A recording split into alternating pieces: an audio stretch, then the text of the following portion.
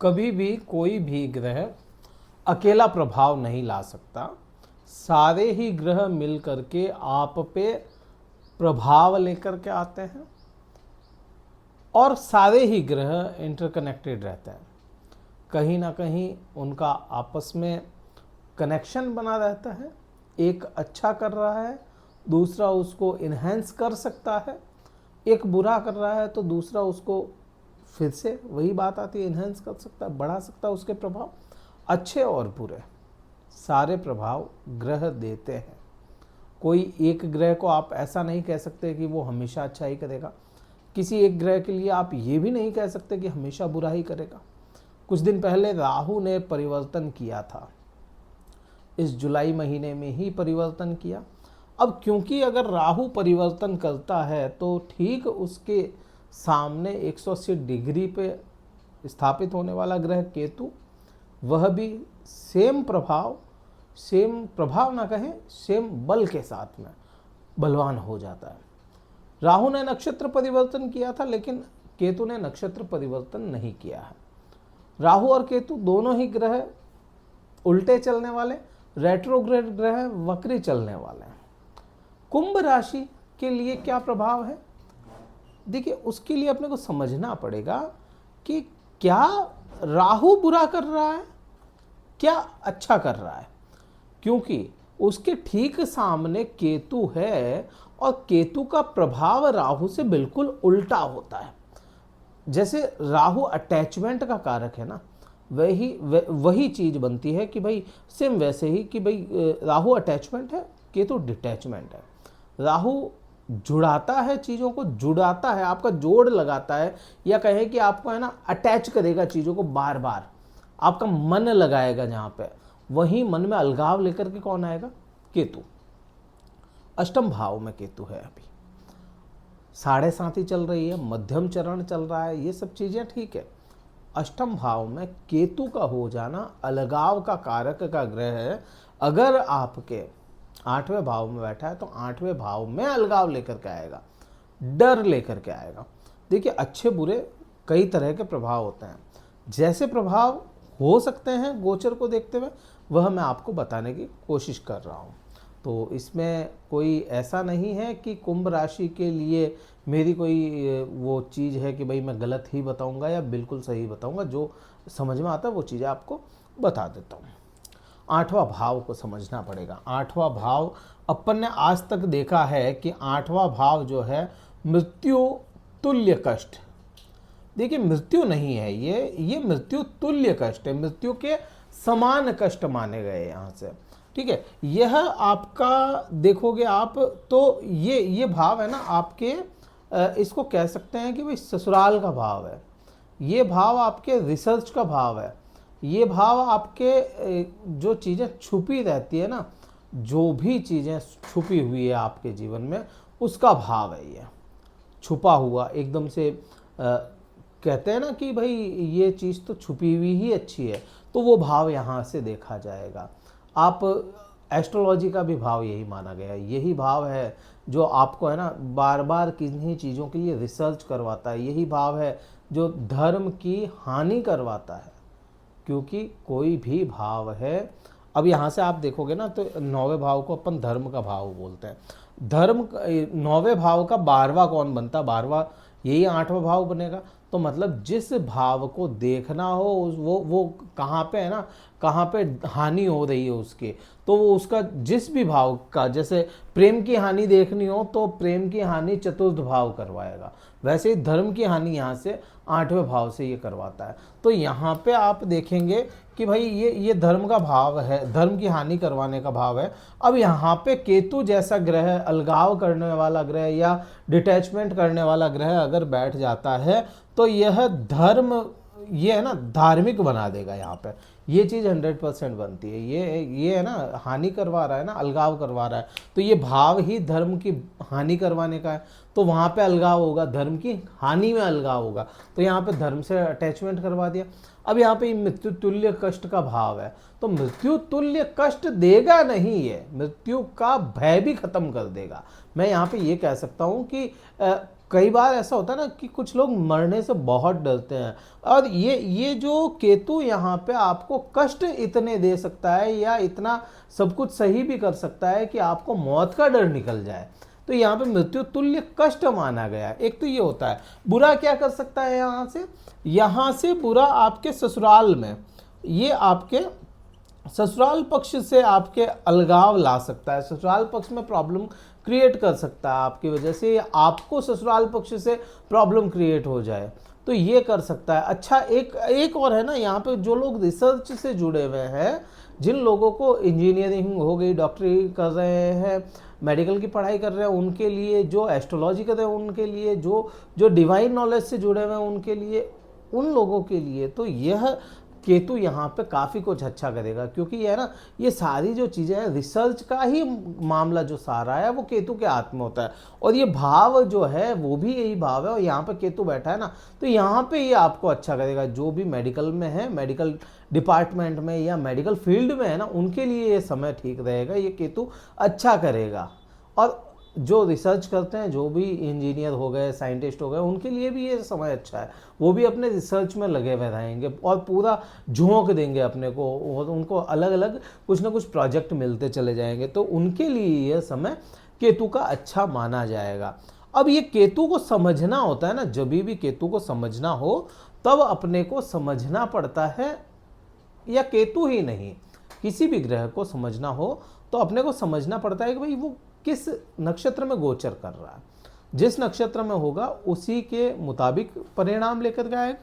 अब ग्रह अगर मित्र के नक्षत्र में है तो वह वैसे ही अच्छे परिणाम ले आता है, और ग्रह अगर मित्र के नक्षत्र में ना हो तो वह परिणाम थोड़े से विपरीत लेकर के आता है।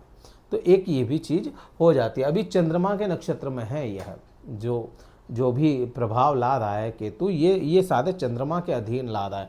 तो ये कारक जो बनता है ना, ये हाउस जो बनता है, ये मन का भी कारक बनता है। अब यहाँ पे मन का कारक क्यों बनता है, वो भी अगर उसको समझोगे ना, तो चौथे भाव के ट्राइन्स बनते हैं। ये चौथे भाव का केंद्र जो बनता है, 8वां और 12वां बनता है, चौथा, 8वां और 12वां, ये मन को प्रदर्शित करेंगे।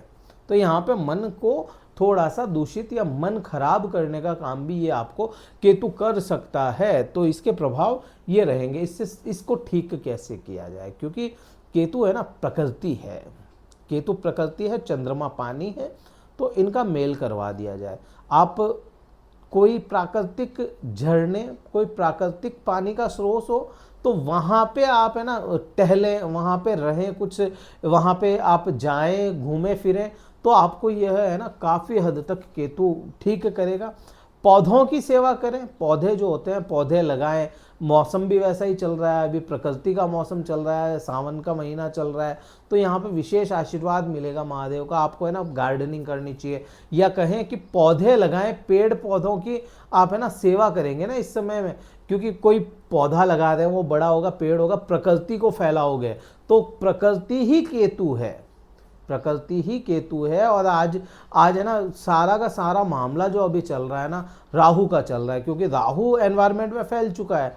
जो भी लेटेस्ट चीज़ें होती है, जो भी है ना, ये प्लास्टिक हो गए या केमिकल्स हो गए, ये सारे क्या हो जाता है, राहु हो जाता है, और प्रकृति केतु हो जाती है। तो अपने को है ना केतु से कनेक्ट करोगे तो केतु आपको बुरे प्रभाव नहीं देगा। एक तो ये चीज़ हो जाती है। अब यहाँ से आप देखोगे कि भाई यहाँ पे तो ये चीज़ें अपने को समझ में आती है कि अच्छा बुरा दोनों प्रभाव ला रहा है। अब अपने को देखना पड़ेगा कि भाई इनकी दृष्टियाँ जो होती हैं उनके प्रभाव भी बहुत तेज होते हैं। तो अब 5वीं, 7वीं और 9वीं दृष्टि, ये 3 दृष्टियाँ केतु के पास में, राहु के पास में और बृहस्पति के पास में होती है। अब यहाँ पे आप देखें कि भाई बृहस्पति की दृष्टि केतु पे है, बृहस्पति केतु की छांव में चल रहा है, या ऐसा कह सकते हैं बृहस्पति केतु को ज्ञान दे रहा है।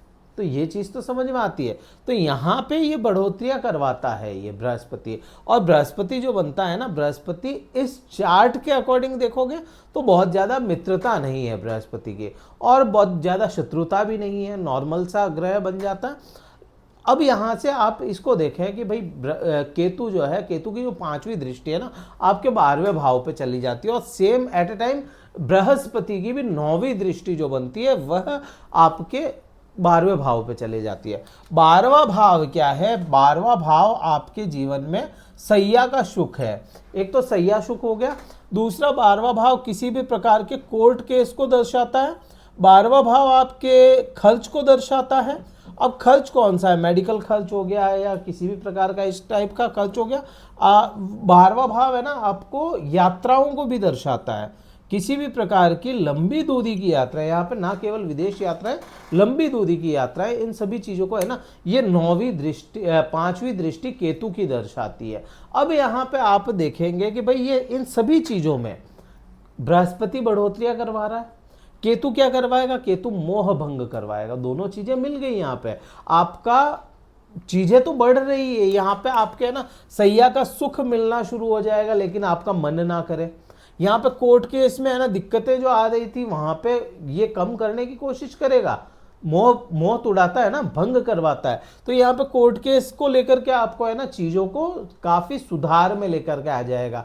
यह है ना जो फैसले आपके नहीं हो पा रहे थे, फेवर में होना नहीं होना अलग बात है, फैसला ही नहीं आ पा रहा था या आपको डेट्स नहीं मिल पा रही थी, तो ऐसा कुछ भी था ना, तो उसमें वो चीजें जरूर मिल जाएगी। फेवर में आएगा नहीं आएगा वो अलग मैटर हो जाता है। खर्च जो है मोह भंग करवाता है, छुड़वाता है चीजों को, तो खर्च भी कम ही करवाएगा। ये बृहस्पति तो करवाएगा खर्च ज्यादा, लेकिन केतु की अगर आप देखोगे ना केतु का पर्सपेक्टिव, तो यहाँ पे केतु खर्चों को एकदम से कंट्रोल करने की कोशिश करेगा। और यात्राएं ये जरूर करवा सकता है। क्यों करवा सकता है? क्योंकि केतु और राहु स्थान का परिवर्तन करवाते हैं हमेशा। जब भी यह बलवान अवस्था में होता है ना, अभी के समय में केतु जो है वह 16 डिग्री और कुछ कलाओं पे चल रहा है, तो यह 16 डिग्री का केतु है, मतलब पूर्ण बलवान अवस्था में है। अब ये बलवान अवस्था में होने की वजह से एक तो, दूसरा यह यहाँ पे है ना ये यात्राएं जो होती है, यात्राओं के कारक के राहु केतु दोनों ही ग्रह हैं, तो ये यात्राएं करवा सकता है। और यात्रा भी कौन सी? ये यात्रा जो होगी ये जुड़ेगी सारी की सारी धर्म से, तो यहाँ पे ये चीज है। अब यहाँ पे है ना आप ये समझें कि जिन लोगों के है ना वीजा नहीं लग रहे, विदेश जाने के लिए योग नहीं बन रहे या कुछ भी ऐसा कुछ, तो उनके ये योग जरूर केतु बना देगा। उपाय यहां से क्या करें भाई? 12वां भाव अगर काम नहीं कर पा रहा है तो ऐसे समय में आप किसी प्रकार की प्राकृतिक चीजों का ही, या मैं कहूं जल तरल पदार्थ जो होता है, तरलता, ये तरलता बहुत जरूरी। अब यहाँ पे आप देखोगे ना केतु जो है ना गर्म है, जैसे मंगल है ना, मंगल की छाया मानते हैं अपन केतु को, तो केतु भी थोड़ा सा गर्म स्वभाव का है, या कहे कि गर्म ग्रह है, उष्ण ग्रह है। तो इसके लिए अपने को है ना इसको थोड़ा प्राकृतिक, जैसे मैंने बोला कि भाई प्रकृति और पानी, प्रकृति है केतु, चंद्रमा पानी है, तो पानी से रिलेटेड चीजें आप यहाँ पे दान करते हैं ना, जल हो गया या कोई शरबत हो गया, कुछ ठंडा हो गया, ठंडा रखने की चीजें अगर दान करते हैं, तरल पदार्थ दान करते हैं, तो वह आपके लिए कई तरह से फायदेमंद होगा। कहीं हॉस्पिटल में आप कुछ है ना जूस वगैरह की सप्लाई कर दी, बांट दिया जूस, बच्चों में जूस बांट दिया, अच्छी आप वो डोनेशन हो गया एक तरह से, तो वो डोनेशन आपको हमेशा काम करेगा। डोनेशन और मंत्र ये दो ऐसे उपाय हैं जो कभी बैकफायर नहीं करते, तो आप कर सकते हो।